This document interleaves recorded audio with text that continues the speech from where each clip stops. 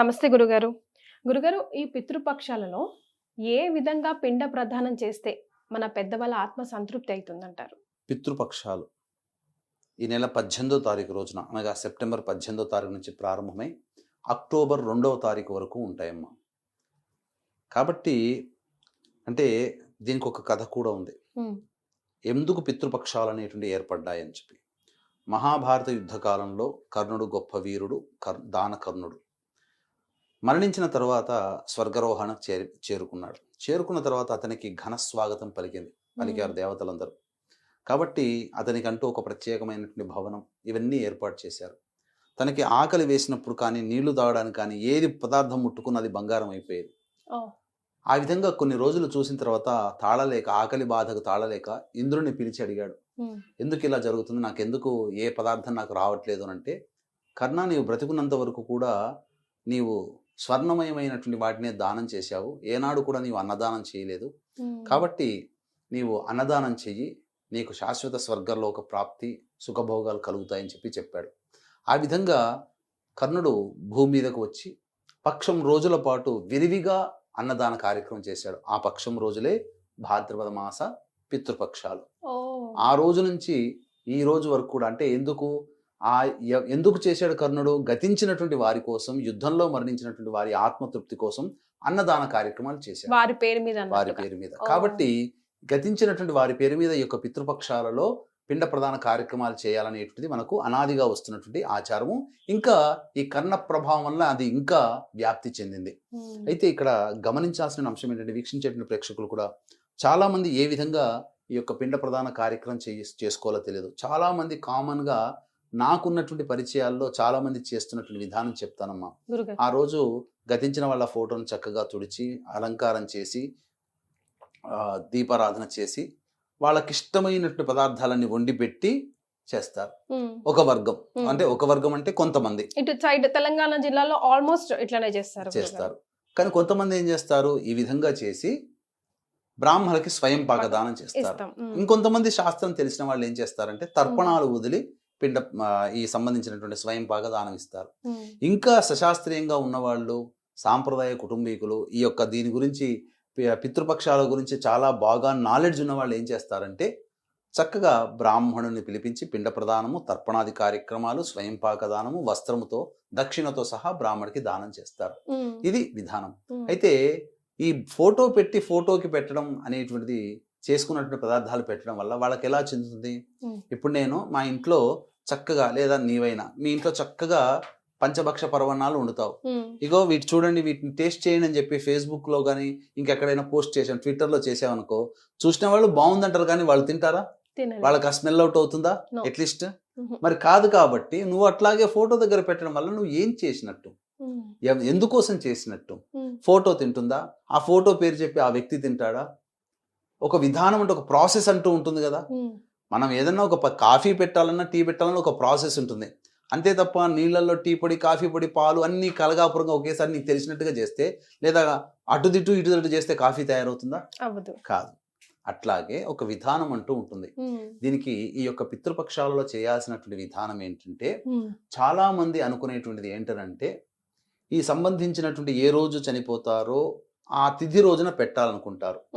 అదొక నియమం. అయితే భార్య చనిపోయినటువంటి వ్యక్తి ఈ సంబంధించినటువంటి నవమి తిథి రోజున పెట్టాలి పిండ ప్రదానం భార్య కోసం. కాబట్టి అలాగే వీరమరణం పొందినటువంటి వ్యక్తులకి, అనగా మిలిటరీలు, పోలీస్ డిపార్ట్మెంట్లో ఉండి వీరమరణం పొందుతారు కదా, వాళ్ళకి ద్వాదశి తిథి రోజున పెట్టాలి. అలాగే ఈ యొక్క దుర్మరణం పాలైనటువంటి వ్యక్తులకి చతుర్దశి తిథి రోజున పెట్టాలి. ఇక అందరికీ కలిపి అమావాస్య తిథి రోజున పెట్టాలి. కాబట్టి ఏం చెయ్యాలి అని అంటే, చనిపోయిన పెద్దల చిత్రపటాన్ని చక్కగా తుడిచి, బొట్టు పెట్టి అలంకరణ చేసి, అది దక్షిణ దిక్కుగా ఉండాలి. దక్షిణ దిక్కుగా ఉండి ఉత్తరం చూస్తుంటుంది ఫోటో. ఆ విధంగా పెట్టి చక్కగా అక్కడ దీపారాధన చేసి, అగరబత్తి వెలిగించి, 2 పండ్లు ఏవైనా నైవేద్యంగా పెట్టి, తదనంతరం బ్రాహ్మణుని పిలిపించుకొని సంకల్పం చెప్పుకొని, మొట్టమొదలు చేయాల్సినటువంటిది శుభ సంకల్పం. తదనంతరం ఈ పితృదేవతల యొక్క అనుగ్రహం కోసం ఈ యొక్క సంకల్పం జరిపించి పిండ ప్రదాన కార్యక్రమం. తదనంతరం నువ్వులు, నీళ్లు కలిపినటువంటి వాటిని ఈ యొక్క కుడి చేతి బ్రొటన వేలి మీదుగా ఇలా వదిలిపెట్టాలి నీళ్లు.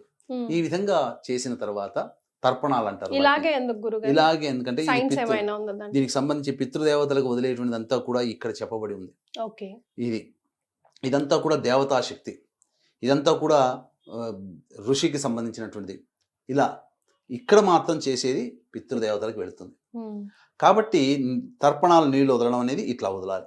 ఈ తదనంతరం చక్కగా బ్రాహ్మణుడు ఇంట్లో భోజనం చేయడు కాబట్టి ఆ బ్రాహ్మడికి వంట సామానికి అవసరమైనటువంటి వస్తువులు, పప్పులు, ఉప్పులు, బెల్లములు, నూనెలు, ఈ విధంగా వస్తువులు ఉమ్. పెట్టి ఆ తదనంతరం వస్త్రం పెట్టి తగు దక్షిణ ఇచ్చి బ్రాహ్మణి ఆశీర్వచనం తీసుకోవాలి. గురుగారు, స్వయం పాకంలో ఖచ్చితంగా పెట్టవలసిన కూరగాయలు ఏమైనా ఉన్నాయా? మనకు శాస్త్రం ప్రకారం చెప్పబడినటువంటిది ఏంటంటే ఖచ్చితంగా ఒక 3 కూరగాయల్ని మాత్రం ఖచ్చితంగా మెయింటైన్ చేయాలని చెప్పి ఉన్నది. ఏంటవి గురుగారు? ఏంటవి అని అంటే కాకరకాయ, నల్లేరు మరియు పనసకాయ. ఈ ఓ. 3 గనక స్వయం పాకదానంలో పెడితే 1000 కూరగాయలను ఇచ్చినటువంటి స్వయం పాకగా 1000 కూరగాయలను ఇచ్చినటువంటి దాంతో సమానం. ఓ. కాబట్టి వావ్. అమావాస్య రోజున ఖచ్చితంగా పాటించాలి. అయితే చాలా మంది పిండ ప్రదాన కార్యక్రమాలు చేయలేకపోవడం వల్ల ఏమవుతుందంటే పితృదేవతలు ఈ 15 రోజుల పాటు వస్తారట. ఉమ్. వచ్చి కొడుకులు వారసులు పెట్టినటువంటి పిండ ప్రదాన ఫలితాన్ని తీసుకొని వెళ్తారట. ఉమ్. ఆ విధంగా చేయలేకపోవడం వల్ల ఇటువంటి దరిద్రుని కన్నానా అని చెప్పి బాధపడుతూ వెళ్తారట. ఉమ్. మనం ఒక సాటి మనిషి బాధపడితేనే మనం ఓర్వలేమే, అటువంటిది మనల్ని కని పెంచి పోషించి వాళ్ళు ఒక మంచి భవిష్యత్తు ఇచ్చినటువంటి తల్లిదండ్రుల కోసం ఒక్క పని చేయలేమా? కాబట్టి చాలామంది దీన్ని మర్చిపోతున్నారు. ఉమ్. కాబట్టి ఇప్పటికీ కూడా అనేక విదేశాలలో వాళ్ళ ఆచారం ప్రకారము ఇప్పుడు మీరు కొన్ని చూసారనుకోండి, గ్రేవ్ యార్డ్లోకి వెళితే కొన్ని రోజుల సంవత్సరానికి 2-3 సార్లు ఈ క్రిస్టియన్స్ కూడా వచ్చి ప్రార్థనలు జరిపిపోతారు. అవును గురుగారు. ఆ? వాళ్ళు పద్ధతిని పాటిస్తున్నారు, మనమే వదిలేస్తున్నాం. ఉమ్. హిందువులే 100కి 70 మంది పాటించట్లేదు.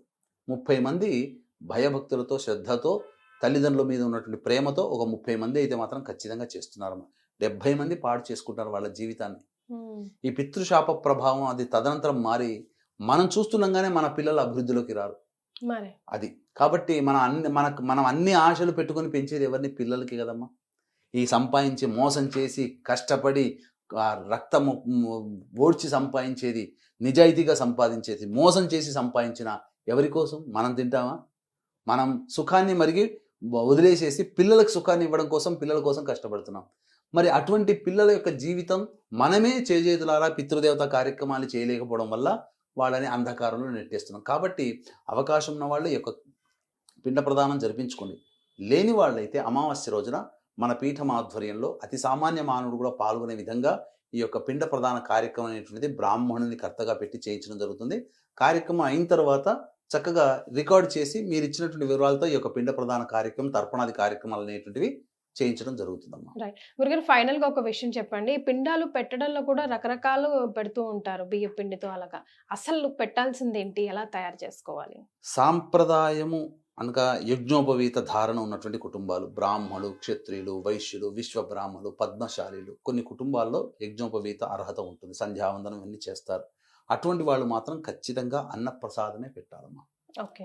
మిగతా కులస్తులు ఎవరైనా కానీ బియ్య పిండితోనైనా చేయొచ్చు, గోధుమ పిండితోనైనా చేయొచ్చు, అలాగే యవల పిండితోనైనా చేయొచ్చు, తన శక్తిని అనుసరించి ఏదైనా చేయొచ్చమ్మా. రాముల వారు తండ్రి చనిపోయాడని చెప్పి భరతుడు చెప్పిన తర్వాత పిష్టముతో పిండ ప్రదానం చేశాడు. ఆ విషయం కౌసల్యాదేవికి తెలిసింది. అంటే ఏంటనంటే రాముడు అప్పుడు గొప్పగా ధనవంతుడు కాదు, తనకున్నటువంటి పర్ణశాలలో తనకి దొరికినటువంటి పదార్థములతోనే పిండ ప్రదానం చేశాడు. ఇక్కడ భక్తి శ్రద్ధ ప్రధానం తప్ప నువ్వు ఎట్లా ఏ విధంగా ఎంత ఆర్భాటంగా చేసావని ఉండదు. అందుకనే శ్రద్ధగా పెట్టేదే శ్రాద్ధమైంది తప్ప హంగులు ఆర్భాటాలతో చేసేది పూజలు ఇప్పుడు ఎక్కువైపోయాయి. పూజలు ఒకప్పుడు మంచిగా ప్రశాంతంగా చేసుకునేవాళ్ళు. ఇప్పుడు ఒక అయ్యప్ప పూజకి 15 నుంచి 25 లక్షలు ఖర్చు పెడుతున్నారు, తెలుసు కదమ్మా. అసలు ఆ ఖర్చు పెట్టలేకపోతే వాడు ఆ పూజకి చేసుకోవడం వేస్ట్ అనుకుంటున్నాడు ఇప్పుడు. మరి అయ్యప్ప స్వామి చెప్పాడా 15-20 లక్షలు ఖర్చు పెట్టి చేయమని? సాధారణంగా చేసుకున్నా భక్తిగా చేసుకున్నా చాలు. కానీ ఇక్కడ ఏంటనంటే భక్తి శ్రద్ధ ప్రధానం అమ్మా. కాబట్టి ఈ విధంగా చేసుకున్నట్లయితే తప్పకుండా దేవతానుగ్రహం, పితృదేవతానుగ్రహం కలుగుతుంది. ఈ పిండ ప్రదానం చక్కటి బ్రాహ్మణుడు దొరకలేని పక్షంలో మన పీఠం ఆధ్వర్యంలో అక్టోబర్ 2వ తారీఖు రోజున చేయించుకోవచ్చునమ్మా. రైట్. గురుగారు గుర్తుపెట్టుకోండి. గురుగారు చెప్పినట్టు వీడియోస్ సేవ్ చేసుకోండి. ఈ రోజుల్ని సరిగ్గా సద్వినియోగం చేసుకోండి. అంతా మంచే జరుగుతుంది. ధన్యవాదాలు గురుగారు. నమస్కారం. సర్వం శ్రీ ఉమామహేశ్వర పరబ్రహ్మార్పణమస్తు.